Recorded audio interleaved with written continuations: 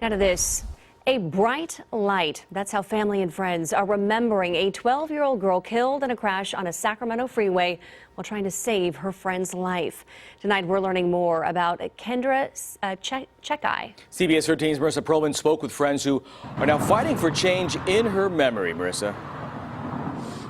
Yeah, well, Tony, days after Kendra's death, there are still questions about what happens behind closed doors. And just in the past hour or so, a small protest has gathered here outside of the building. Many people asking local child protective services to be held accountable for what happened to Kendra Czekaj. Meanwhile, family and friends now fighting for change so that this doesn't happen to anyone else.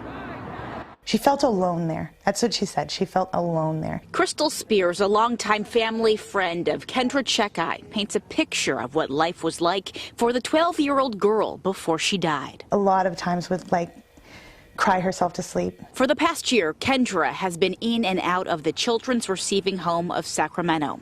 Spears, who's known Kendra since she was a toddler, would hear from Kendra that she didn't feel safe here. She's just one of the many teenagers at the facility who grew up faced with family trauma. She said that they didn't have any rules, really. It was more like it was free for all. Caltrans cameras captured the terrifying moments after the crash that took her life. She was running across the fast lane of northbound Capital City Freeway when she was hit by a car. Her friend, distraught, was in the median of the highway. Kendra was trying to save her life. Kendra dying, it shouldn't have happened. There should have been procedures set in place to keep these children safe. State law requires that youth placed under the jurisdiction of the juvenile court because of abuse and neglect are to be in non-secured placements, meaning they can come and go.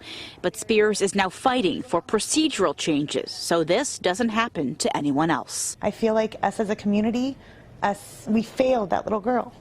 And I want to do something to help that. Yeah, some of these signs reading tonight: stop CPS abuse. Clearly, Kendra's death striking a chord with members of the community. Meanwhile, tomorrow we're expecting to see a memorial in Kendra's honor. We're expected to hear from her mother to speak about her life and changes they want to see at the same facility here, guys. All right, Marissa, thanks so much for that live update.